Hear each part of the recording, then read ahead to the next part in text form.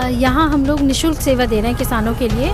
ये हर्ब्स, तो इनकी कुछ पैसे लेते हैं आप? नहीं, इनका ये निःशुल्क है। हम खुद तो खाली किसान लोग हैं उन्हीं का यहाँ पर इलाज होता है या फिर कुछ बाहर से भी दूर से लोग आते हैं इलाज कराने?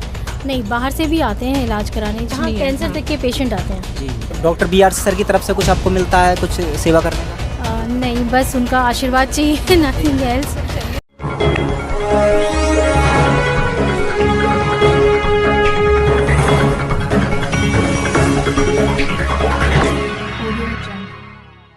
नमस्कार, मैं हूं सुमित आज़ाद और आप देख रहे हैं ग्लोबी न्यूज़। आज मैं आया हूं गाजीपुर बॉर्डर पर, जहां पर डॉक्टर विश्वरूप रॉय सर की जो नाइस कैंप है काफ़ी लंबे समय से यहां पर सेवा दे रहा है। आज इस कैंप में अभी हम काफ़ी सारी चीज़ें जानेंगे। उससे पहले हमारी साथ वार्ता करने के लिए डॉक्टर BRC सर की ही टीम के दो नाइस एक्सपर्ट हैं। तो सबसे पहले बहुत बहुत स्वागत है मैम आपका। जी नमस्कार, मैं सर की टीम से हूँ, डॉक्टर विश्वरूप रॉय सर की टीम से हूँ, रेनू। और यहाँ हम किसान आंदोलन में पिछले 6 महीने से ही सेवा दे रहे हैं।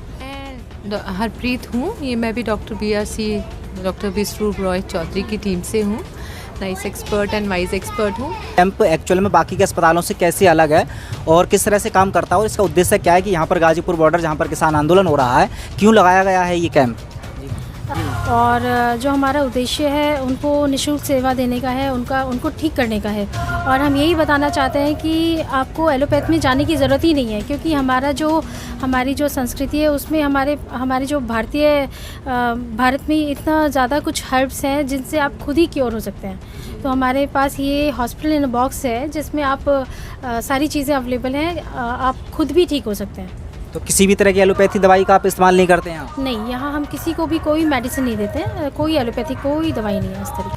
तो मैम आप भी लगभग 6 महीने से यहाँ पर हैं, तो अभी जो मरीज़ ज़्यादातर आ रहे हैं यहाँ किसान आंदोलन में, तो सबसे पहले जानना चाहूँगा इस कैंप में आखिरकार किस किस टाइप के क्या मरीज़ ज़्यादा कॉमन है जो बीमारियों को लेकर के आते हैं?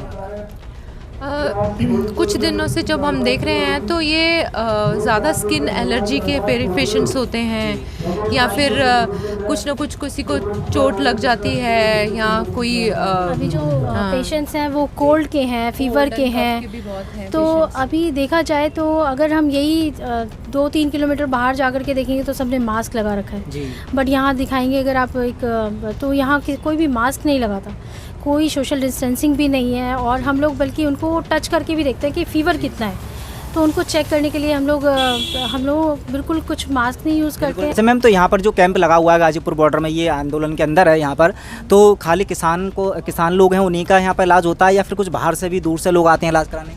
नहीं, बाहर से भी आते हैं इलाज कराने, जैसे काफ़ी लोग आए, बुलंदशहर से भी आए, मुरादाबाद से भी आए, तो काफ़ी लोग आते हैं। तो यहाँ ठीक हो रहे हैं उनके भी वो अपने रिलेटिव्स को लेकर आ रहे हैं, अपने रिलेटिव्स की रिपोर्ट्स लेकर आ रहे हैं, हम उनको पूरी काउंसलिंग दे रहे हैं और पूरा उनको ट्रीट करने का तरीका बता रहे हैं। अच्छा, तो इससे कैंप में बताया गया कि जो सेवा है बिल्कुल निःशुल्क है, तो निःशुल्क सेवा के रूप में मतलब आप केवल कंसल्ट ही निःशुल्क करते हैं या फिर जो कुछ दवाइयाँ, कुछ जड़ी बूटियाँ जो प्राकृतिक तरीके से आप दे रहे हैं, ये हर्ब्स, तो इनकी कुछ पैसे लेते हैं आप? नहीं, इनका ये निःशुल्क है, हम कुछ पैसे नहीं लेते हैं। अच्छा, पूरी तरह से मतलब जो भी कुछ अपनी तरफ से भी खर्चा करते हैं वो बिल्कुल पूरी तरह से निःशुल्क है। ये हम शुगर भी टेस्ट करते हैं, ब्लड प्रेशर की भी हमारे पास मशीन है, हम रोज़ ब्लड प्रेशर भी कितनी बार चेक करते हैं। थेरेपी मशीन है, किसी को कोई पेन हो वो भी हम यूज़ कर लेते हैं।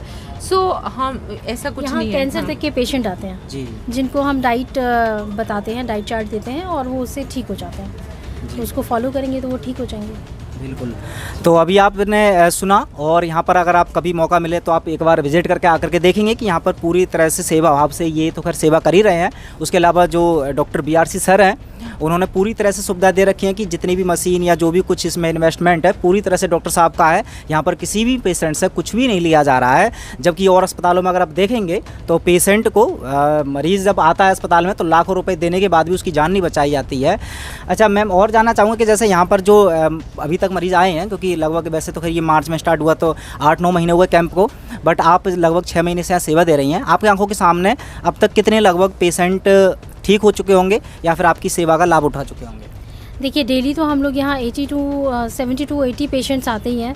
और वो आकर के बताते भी हैं हम लोग ठीक हो गए, इसी से ठीक हो गए आपके जो, और आकर के धन्यवाद भी कहते हैं, तो हमें बहुत अच्छा लगता है कि यही बेचारे, अगर यही लोग बाहर अगर अपना टेस्ट करा लें तो इनको तो हॉस्पिटल में एडमिट भी कर लेंगे, और जो आप जानती हैं क्या दवाइयाँ चल रही हैं, क्या दे रहे हैं, जिसके साइड इफ़ेक्ट्स इतने ज़्यादा हैं उसको भी वो बर्दाश्त करेगा ही।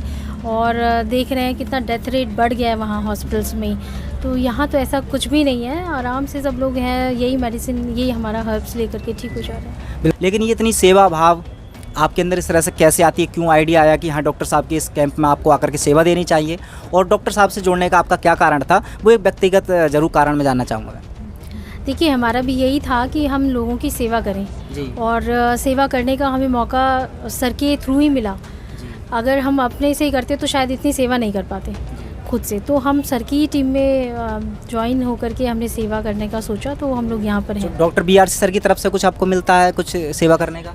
नहीं, बस उनका आशीर्वाद चाहिए, नथिंग एल्स। चाहिए भी कुछ हम बस सेवा करते रहे, उनके साथ जुड़े रहें। ये मौका मिल रहा है ना, यही तो हमें। आप ज़रा शुरुआत से बता दीजिए कि आप डॉक्टर बीआरसी सर से आखिरकार कैसे जुड़े और यहाँ आने का आपने क्यों निर्णय लिया? डॉक्टर साहब से जुड़ने का मेरा एक्चुअली, मैंने भी ये एलोपैथिक में भी मैंने किया हुआ है कोर्स, और साथ में मैं एक नेचुरोपैथी की भी टीचर हूँ, मैं योगा और मेडिटेशन भी कराती हूँ। तो ये सारा कुछ करके भी मुझे कुछ सेटिस्फेक्शन नहीं हो रही थी, कि मुझे ऐसा लग रहा था कि अभी भी कुछ कन्फ्यूजन है। तो जब मैंने डॉक्टर बीआरसी की थोड़ी सी इनके वीडियोस देखे, तो फिर मुझे समझ आई कि नहीं, कुछ इनकी, मैं धीरे धीरे मेरे मन में क्लैरिटी आती गई कि जो बीआरसी सर कह रहे हैं वो उसमें कुछ सच्चाई है। तो धीरे धीरे फिर मैंने उनका कोर्स किया, 1 किया, 2 किया, अब 3रा कोर्स करने लगी हूँ। तो उनके थ्रू ये जो भी मुझे सेवा करने का मौका मिला, और जो मैंने पेशेंट्स को ठीक किया, अपने मतलब प्रत्यक्ष जिस चीज़ को देखा, तो मुझे ऐसा लगा कि नहीं, यही एक अल्टीमेट चीज़ है, अल्टीमेट एक यही औषधि है। जी चलिए, बहुत शानदार। वैसे तो खैर अभी आपने बताया कि जैसे कैंसर तक के यहाँ पे मरीज़ आते हैं, बट क्या कैंप में जैसे कुछ ऐसी बीमारी के भी लोग आ जाते हैं कि उनको आपने मना करना पड़े कि हाँ हम इस बीमारी को ट्रीट नहीं कर सकते? नहीं, देखिए यहाँ पर ऐसा भी पेशेंट आया जो बेहोशी की हालत में था, तो उसका भी ट्रीटमेंट हमने किया, तो वो भी ठीक हो गया। तो ऐसा कुछ भी नहीं है कि कोई पेशेंट नहीं आ सकता, सभी तरीके तो अभी देखिए ना, वो जो डॉग बाइट वाला आया है, किसी ने कुत्ते का कर लिया, तो उसको भी हमने ट्रीट किया। तो चलिए, ये तो एक बहुत बड़ा वरदान है कि जिन पेशेंट को अस्पतालों में जाकर के लूटा जाता है और इवन उनकी जान तक चली जाती है, तो इससे बड़ा कोई काम नहीं हो सकता कि उनके पैसे भी बचा रहे हैं, उनकी जान भी बचा रहे हैं। तो चलिए, इन सभी के लिए डॉक्टर बीआरसी सर को और आप सभी को बहुत बहुत शुभकामनाएं। DIP diet doctor BRC sir की काफ़ी फेमस भी है, तो मैं एक्चुअल में डीआईपी डाइट भी थोड़ी देर तक जान लेंगे। साथ ही साथ आप अपनी डाइट बताएं, क्योंकि आप दोनों बिल्कुल स्वस्थ रह भी रहे हैं और लोगों को कर भी रहे हैं। आप सुबह से लेकर के, चूँकि आप यहाँ पर कैंप में भी आते हैं, तो कैसे टाइम को मैनेज करते हैं और आपकी डाइट अभी वर्तमान में क्या है, वो एक बार साझा कर देंगे तो सभी दर्शकों को डीआईपी डाइट के बारे में पता चल जाएगा, और आपकी जो इतनी खूबसूरती या फिर आपकी तंदुरुस्ती है उसका भी राज पता चल जाएगा। Thank you so much. तो ऐसा है कि सुबह उठते ही हम लोग, मैं तो सबसे पहले सूर्य नमस्कार करती हूँ, ताकि जो सुबह की धूप है वो बीआरसी सर भी बताते हैं कि it's very important for the body. तो वो मैं पहले चाहती हूँ कि 30-40 मिनट वो चीज़ में अपने आप को अच्छी तरह विटामिन डी दिन के लिए पूरा हो जाए। फिर उसके बाद 12 बजे तक हम लोग फ्रूट्स ही खाते हैं, मैं और मेरे घर के लोग। मैंने वो घर के लोगों को भी चेंज कर दिया है, तो घर के लोग भी ना, हम लोग 12 बजे तक 4 तरह के डिफरेंट तरह के फ्रूट्स खा लेते हैं जो भी मौसम के होते हैं। उसके बाद फिर थोड़ा सा अगर भूख लगती है तो हम लोग भी इन बिटवीन कुछ स्प्राउट्स वगैरह या कुछ ऐसी कुछ चीज़ ले लेते हैं। देन लंच 1 से 2 के बीच में हमारा लंच टाइम हो जाता है, तो उसमें हम 2 प्लेट, जो डीआईपी डाइट की एक प्रोटोकॉल है उस हिसाब से 2 प्लेट्स लेते हैं। मेरे हस्बैंड भी, मेरे घर के बच्चे भी, घर में जो भी प्रेजेंट है सब। और 2 प्लेट है, पहली प्लेट सैलड की होती है, और फिर उसके बाद हम जो घर में बना होता है घर का खाना वो खा लेते हैं। सेम चीज़ हम डिनर में करते हैं। सो अब काफ़ी देर हो गई है डीआईपी डाइट फॉलो करते हुए, तो अब ये रूटीन बन गया। अब ऐसा लगता है कि यही हमारा नॉर्मल रूटीन है। पहले लगा था थोड़ा सा मुश्किल लगा था, लेकिन अब तो ऐसा लगता है जैसे यही रूटीन है। तो अब मेरे हस्बैंड तो काफ़ी मतलब उनको थोड़ा टाइम लग रहा था कि भी इस चीज़ को अपनाने में, बट वो भी अब सारे बच्चे भी और मेरे घर में सब ऐसे ही चलता है। तो DIP डाइट में कुछ और ऐड करना चाहेंगे इसके अलावा या हाँ जी, मैं आपको यही बता देना चाहती हूँ, ये जो DIP डाइट है तो ये सभी बीमारी के लिए है। अगर जिसको पता भी नहीं है कि अंदर हमारे क्या प्रॉब्लम चल रही है तो वो ऑटोमेटिकली इससे क्योर हो जाएगी।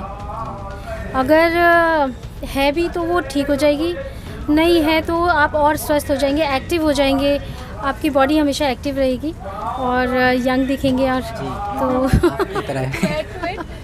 ग्रीन जूस जरूर लेती हूँ मैं। अच्छा। हमारे घर ग्रीन जूस फ्रेश रोज बनता है, जिसमें डिफरेंट तरह की लीव्स होती हैं। मिंट लीव्स हो गई, कोरिएंडर लीव्स होती हैं, कोई समझ लो मूली के पत्ते भी हम डाल लेते हैं, कुछ भी मतलब लेटस होता है, पालक के पत्ते होते हैं। तो एक जूस भी ज़रूर रोज़ का पीते हैं, तो उससे बहुत फ़ायदा लगता है, बहुत एक्टिवनेस, बहुत एनर्जेटिक रहते हैं सारा दिन। चलिए, बहुत बहुत धन्यवाद, बात करके अच्छा लगा और दर्शकों को बहुत सारी जानकारियाँ मिली होंगी। आपके इस काम के लिए शुभकामनाएं और यही दुआ है कि वो और आगे करते रहें। बहुत बहुत थैंक यू सो मच।